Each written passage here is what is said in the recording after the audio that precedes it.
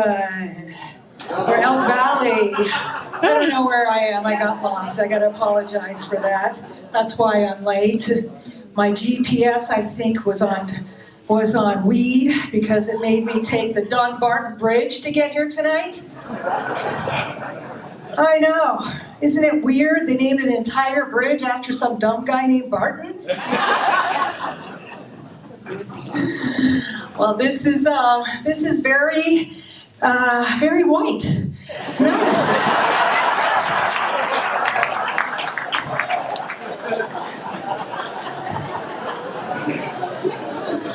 This must be what white heaven looks like.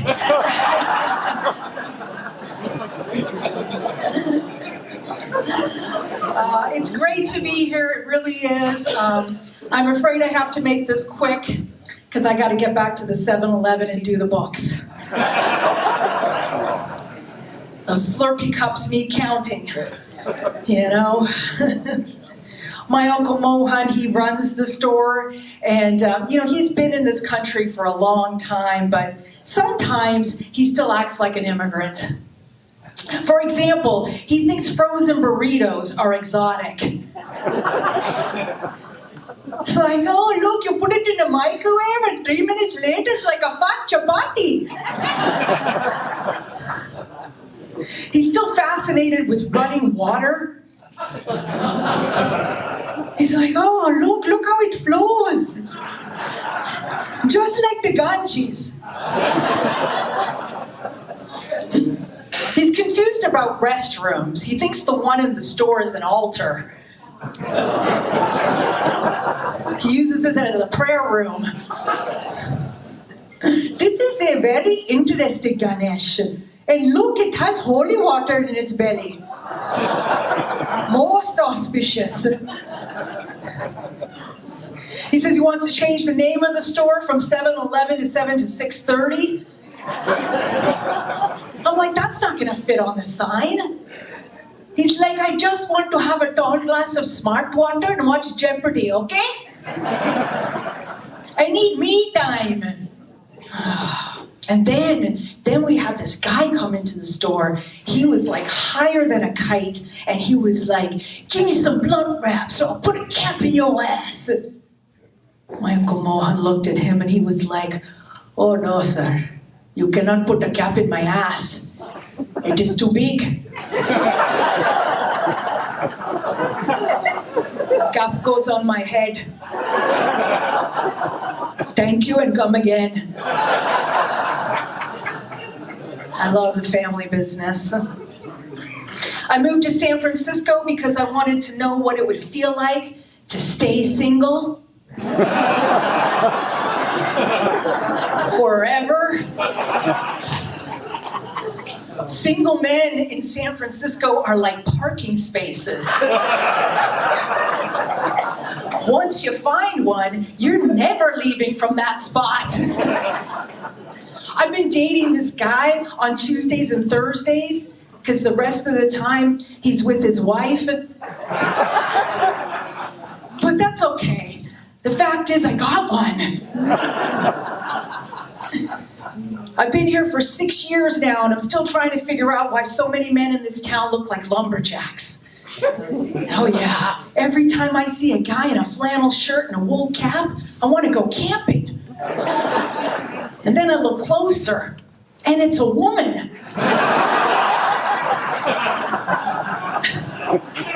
This town's just one big brawny paper towel commercial. I didn't move to San Francisco proper because I've already lived in a third world country.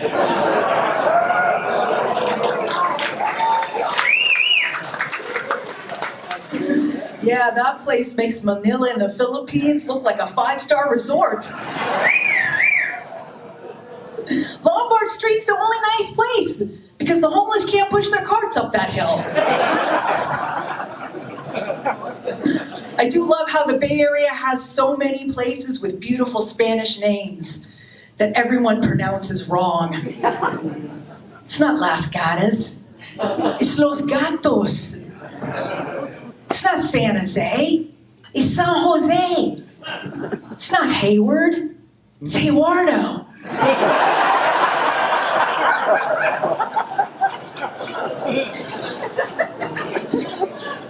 Before I moved to California, I lived in Brazil for 13 years. Man, that was a lot of waxing.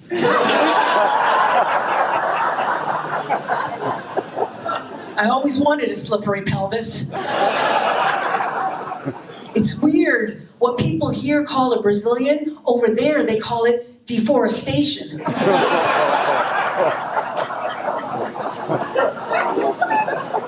Every once in a while, a road hair would get missed. It'd peek out of my bikini like a prisoner escaping from Alcatraz. Come on, guys, is it time to go? Come on, let's get out of here before she turns the lights on. And just before they could get away, I pluck it like a sitar. I went down there for sun, sand, and sex. And I came back with a son. Yes.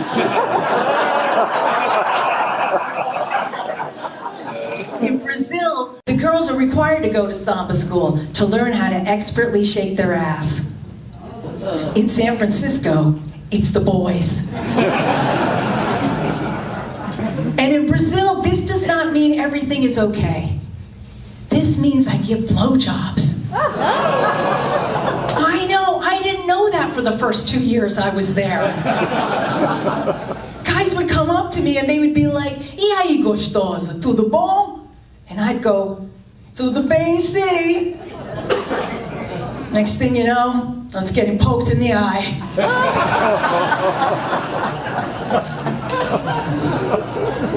I'm 53 and a single mom. Yes, that does deserve a note of silence. Thank you so much.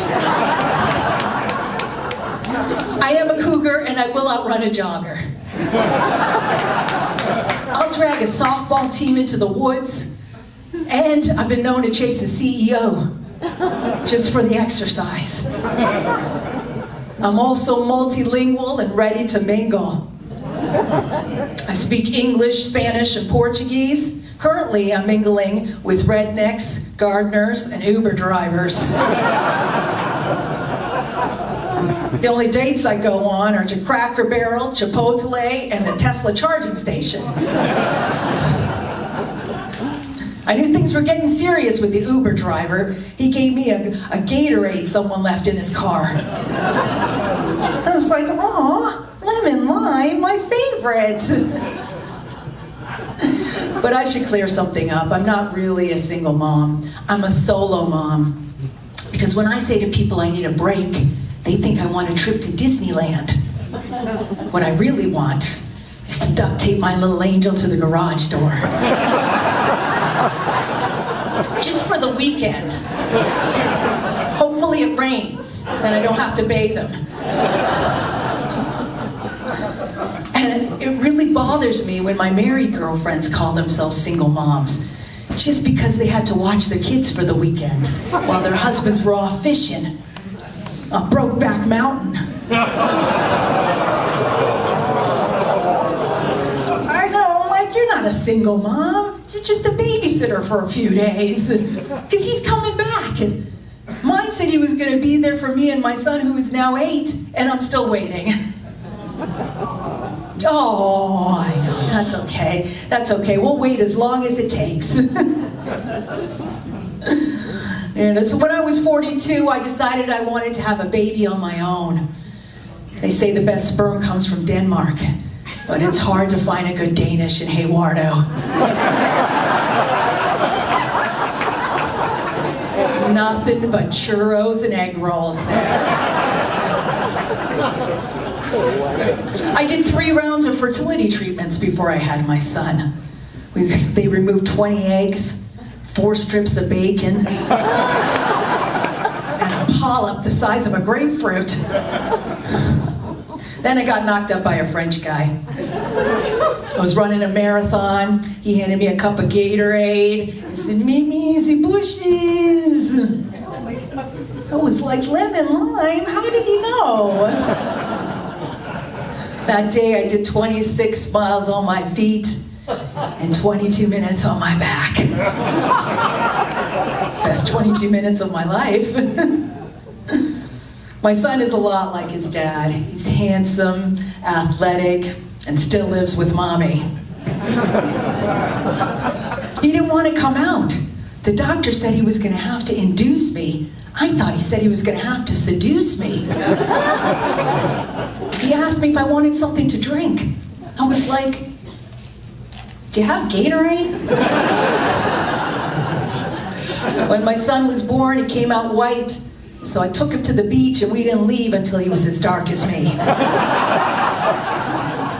I couldn't have people thinking I was the au pair.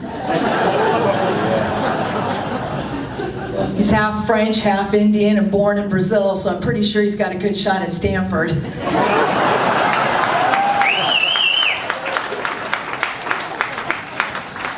He's smart too. He can remember all my passwords.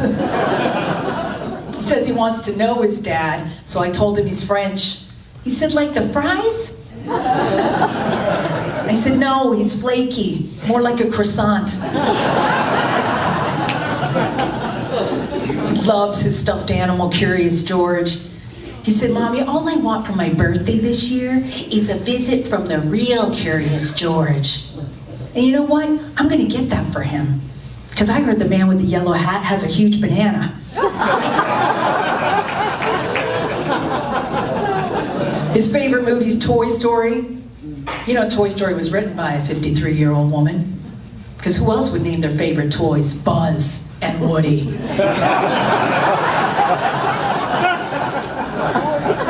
He also loves the Minions, but they don't fool me. Those things are butt plugs.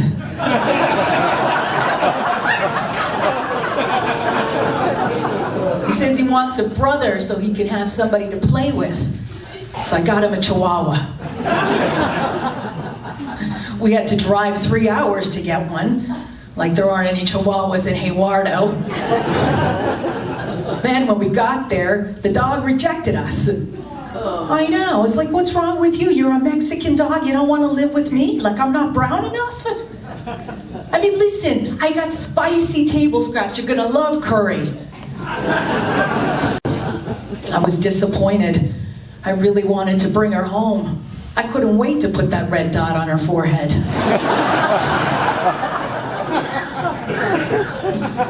Then I caught my little angel stealing. Yeah, he took $200 from me and gave it to his teacher. He's like a modern day Robin Hood, except he's stealing from the poor and giving to the poorer. I'm like, why did you take that money? He's like, my mom, my money. Like he's a loan shark. I swear, this kid thinks everything that's mine is his. First it was my nipples, now it's my nickels. Next it'll be my neuroses. He's in the 3rd grade. Anybody else got kids here?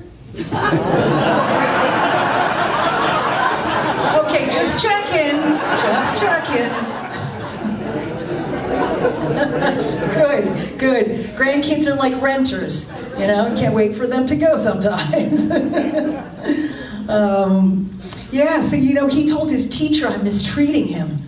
He was like, she doesn't give me anything to eat and she locks me in the basement. I was like, dude, that is the last time I let you watch Silence of the Lambs before bed.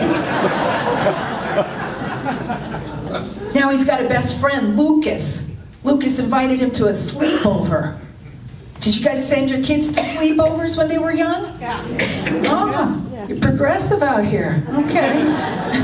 I don't trust those things, because I know what sleepovers are like. You send your kid to a sleepover, and then you have to have everyone else's kids over for your sleepover. Yeah? You become a spoke in the wheel of sleepovers. And that thing just keeps turning until some creepy stepdad gets arrested. I'm not sending him to that, no way. They don't give him any homework in school because they want him to bond with his family. I'm like, he doesn't have any family, it's just me and him.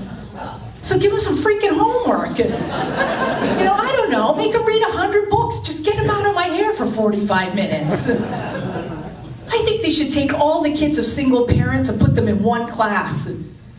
Give him like 8 hours of homework a day. Double on the weekends. And I can't stand the PTA. Parents to avoid. They're like the mafia. They both make you offers you can't refuse. Listen, as I see it, you either join the bake sale committee or your kid's math homework multiplies faster than yeast. I swear I go to those meetings and I just want to drink. All they do is talk about nonsense. Did you hear Sally's getting her bunions removed? And Molly's getting a breast reduction. And did you hear about David? He's transitioning to a new neighborhood. But if you got a complaint, they tell you to contact the principal. So I send this guy an email, and he's got a name like a bullfighter. Estimado Señor Jorge Ernesto Felipe Luis Marcos Sandoval. I wrote, ¿por qué este pendejo de la cantina de Candy está pidiendo mi teléfono? He writes me back, Señorita Guyadeen, I don't speak Spanish. I'm like, I just said all of that and I'm Indian. I belong to a lot of mom Facebook groups. Some of them are good, but most of them are just about where to find the best gluten-free, nut-free, dairy-free, soy-free, banana-free, death-killing recipes. I want a mom's Facebook group that'll point me in the direction of the nearest McDonald's Playland with 2-for-1 Jell-O shots. That way we both can have a good time. You know? Getting into those groups is harder than getting into this country. Yeah, they've got very specific rules, and if you break those rules, you could be banned for life, or worse, never invited back to the annual scrapbooking retreat. Ma'am, if you break the rules in this country, you become president.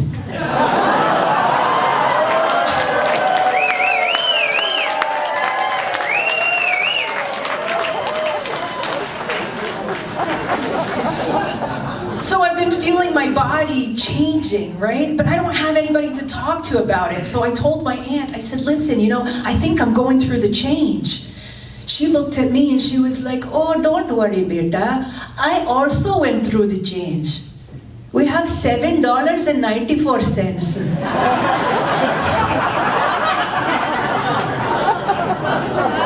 I swear my hormones fluctuate so much, I can't decide whether to wax my mustache or my cat. A couple days ago, I got a hot flash sitting at a red light. Then I realized my seat warmer was on.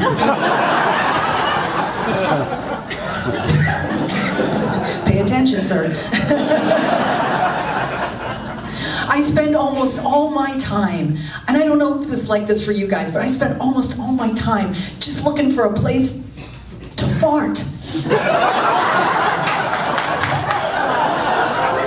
Yeah, he knows what I'm talking about. I can get pretty loud. Most of the time it sounds like every day in the Gaza Strip. Ba-ba-ba-ba-boom! Some jokes I do just for me. I fantasize about having 2 guys at once. One cooking, one cleaning. You know, right? I mean, because I can have sex with anybody. I mean, like, there's probably 12 guys in here right now, okay, that want to have sex with me. You know, I mean, I'm not going to point them out, but you know who you are, you know. And I've already had the best 22 minutes of my life. But a guy who can put up some drywall, snake a kitchen sink, spend 2 hours with my son so I could get a massage, that turns me on. You know? But everything makes me horny now. Like, I go to the grocery store, I see a cucumber, I get horny. I see a banana, I get horny. Sir, I see an eggplant, I get really horny. Because I like them. being fat and purple. And I'm not talking about the emoji. Even the mailman makes me horny. And her name is Sylvia.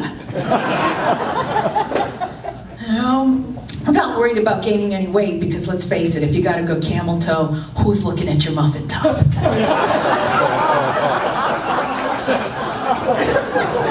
But then again, you don't want to gain so much weight, your camel toe turns into elephant toe.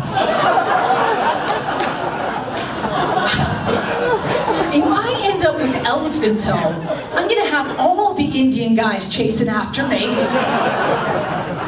They're going to want to sit on me and then beat me with a stick. I did get a new gynecologist this year, and I love her. She's great. She's got a real gentle touch. And Parkinson's. Let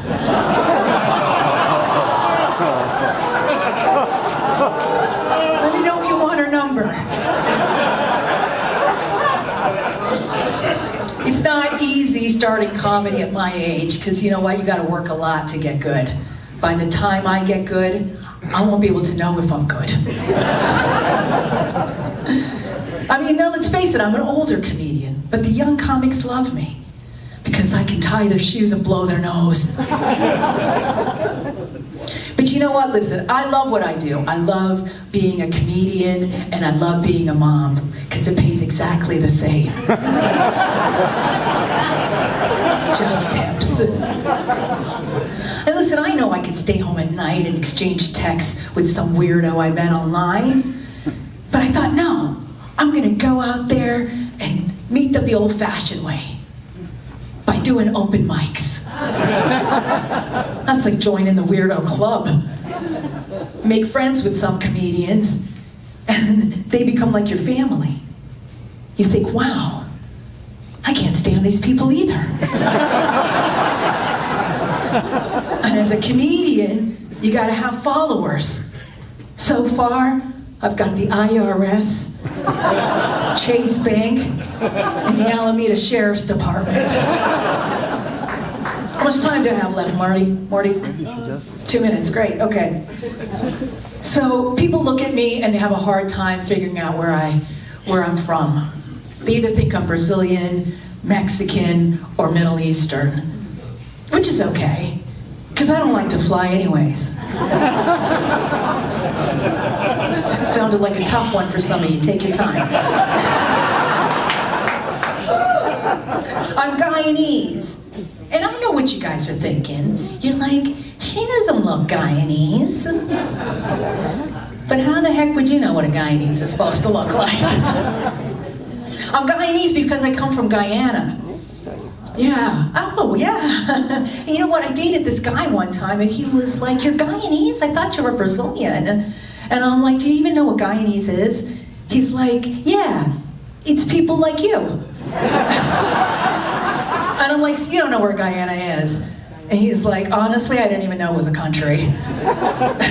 I'm like, Guyana is in South America. We're the only English-speaking country. We're kind of like the Quebec of South America. Yeah, and that's why I just let people think I'm Brazilian, you know? So I grew up in Canada, and Canadians are some of the nicest racists you'll ever meet. They used to say things to me like, "You're pretty packy, eh? But you don't belong here, you camel riding Hindu." I know, that was wrong. Because everyone knows we ride elephants. They picked on me in kindergarten too. "Give me the rest of that goddamn graham cracker, you dirty stinking packy." That was just the teacher. I was raised on a dirt floor. My parents weren't poor, just messy. When you came to our house, you had to put your shoes on. Half my family's Hindu and the other half is Muslim. One half worships the cow and the other half want to barbecue it on Sundays. They both love goat, though. In fact, my Uncle Sukhinder has been arrested twice.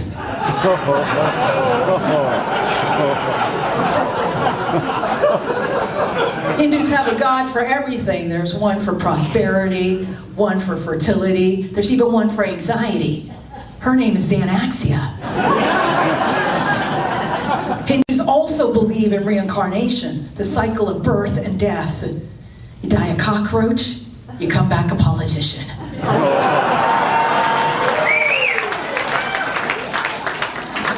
Growing up, I was taught to greet everyone by saying namaste. The best way to remember it is to ask yourself, are you going home?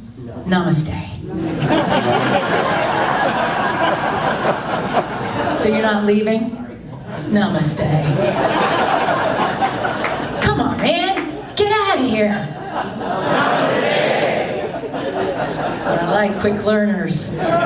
Even though I'm single, my mom hopes I marry a doctor. I said, well, we're Indian. Arrange something. But it's not easy dating Indian guys, because eventually they all resemble Gandhi. Okay, I think we've got some big fans of Gandhi in the house tonight. That's okay. I'm not spending the rest of my life walking 20 paces behind some mother fudger in a 50-pound diaper with body odor that can stop a water buffalo and toenails that can snatch a salmon.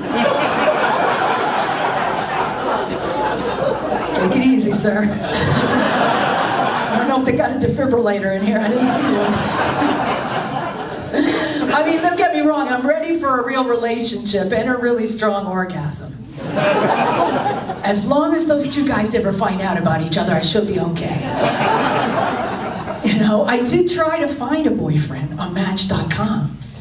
And then I saw my matches. I had to call suicide prevention. And they put me on hold. I finally met a guy that I thought could have been the one. You know, we dated for a while. I spent every weekend at his house. And then the last time I was there, he was like, you know, I gotta get up early. You should go. I was like, namaste. All right, thank you guys so much. I'm Priya Guy.